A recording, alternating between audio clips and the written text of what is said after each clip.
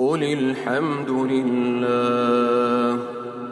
وسلام على عباده الذين اصطفى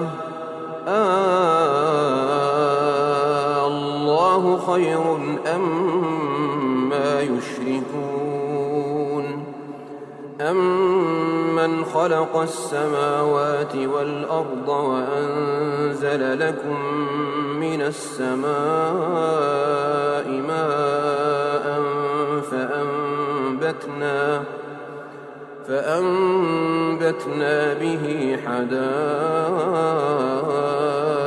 ذات بهجة ما كان لكم أن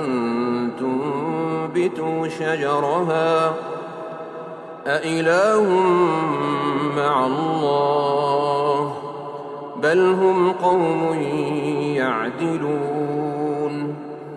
أَمَّنْ جَعَلَ الْأَرْضَ قَرَارًا وَجَعَلَ خِلَالَهَا أَنْهَارًا وَجَعَلَ لَهَا رَوَاسِيَ وَجَعَلَ بَيْنَ الْبَحْرَيْنِ حَاجِزًا أإله مع الله بل أكثرهم لا يعلمون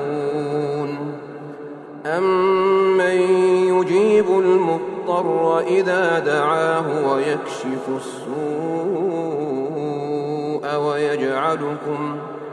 وَيَجْعَلُكُمْ خُلَفَاءَ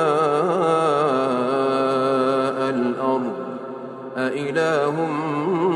مع الله قليلا ما تذكرون